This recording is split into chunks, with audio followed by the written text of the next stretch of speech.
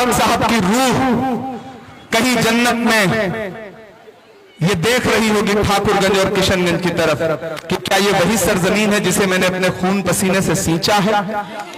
आज सीमांचल में आकर के कुछ लोग मेरे बेटे को गाली देंगे, तकरीरों में तंज करेंगे, इज्जत उछालेंगे, दस्तार उछालने की कोशिश करेंगे और सीमांचल और ठाकुरगंज के लोग इस बात को बर्दाश्त करेंगे।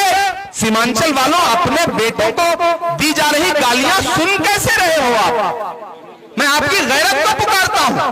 कोई भी बाहर से आएगा और आपके बेटों को, आपके परिवार के लोगों को प्रोफेसर मुसब्बिर आलम जैसा बुजुर्ग हो या मास्टर मुजाहिद जैसा कोरोना में सांसें बांटने वाला इंसान हो या मौलाना असरारुल हक का चश्मो चराग हो, ऐसे लोगों को यह कहा जाएगा कि ये फिरौन और नमरूद से जुड़े हुए हैं, इनको लंगड़ा घोड़ा और इनको गालियां दी जाएगी और आप सुनोगे। आप यहां आकर के कह रहे हो कि जो आरजेडी और कांग्रेस को वोट देगा वो दरी बिछाएगा, यही कहते हैं ना। उधर हैदराबाद में सुनो, अब जब ये कहें तो उनसे कहना कि हैदराबाद में भी 11 तारीख को, इसी 11 तारीख को एक सीट पर चुनाव हो रहा है जुबली हिल्स में। वहां मेरी पार्टी का कैंडिडेट, कांग्रेस का कैंडिडेट है नवीन कुमार यादव। आप पता है नकीबे मिल्लत उसके लिए दामन फैला के घर घर जाके वोट मांग के तब यहां आए। मतलब आप कांग्रेस के लिए वोट मांगो तो आप बहुत हिकमती और सियासती, और ठाकुरगंज, बायसी, अमौर, कोचाधामन, बहादुरगंज, किशनगंज का मुसलमान अगर कांग्रेस और आरजेडी की सरकार बनाने के लिए, नीतीश और मोदी की सरकार हटाने के लिए वोट देते तो ये फिरौन और नमरूद से जुड़ गए हैदराबाद के नकीबे मिल्लत साहब। लेकिन ये सीमांचल है, यहाँ के लोग अपनी मेहनत की कमाई से, पसीने से अपने बच्चों के लिए रोजी रोटी कमाते हैं। सीमांचल के लोगों की जेब से पैसा वसूल करके हेलीकॉप्टर में तेल नहीं भरवाते हैं। गया था अमौर में, मुझे पता चला कि जलील मस्तान साहब की लुंगी और कुर्ते पर तंज किया जाता है। अरे उनसे मैं कहना चाहता हूं कि लुंगी और कुर्ता सीमांचल का लिबास है और इस पर हमें फख्र है, हमें अपने लिबास पर फख्र है। सीमांचल वालों, है या नहीं? अपने चेहरे से जो जाहिर है छुपाएं कैसे, तेरी मर्जी के मुताबिक नजर आए कैसे। बहुत खूब। घर सजाने का तसव्वुर तो बहुत बाप का है, पहले ये तय हो कि इस घर को बचाएं कैसे। हम सायादार पेड़ जमाने के काम आए और सूखने लगे तो जलाने के काम आए। कच्चा समझ के बेच न देना मकान को, शायद कभी ये सर को छुपाने के काम आए। सारी कवायद गोपाल को जिताने की है।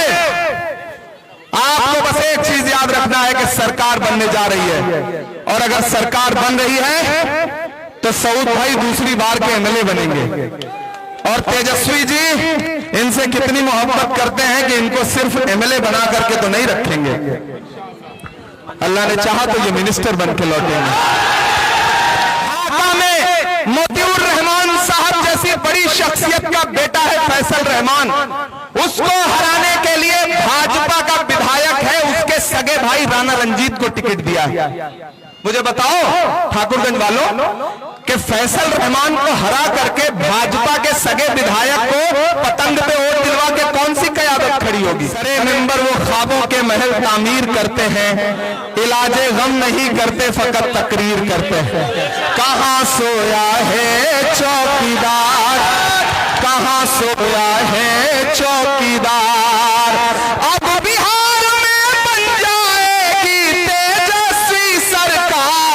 कहां सोया है चौकीदार, कहां सोया है चौकीदार, के दायरे में सिमट के आएगा, हर रवायत से हट के आएगा।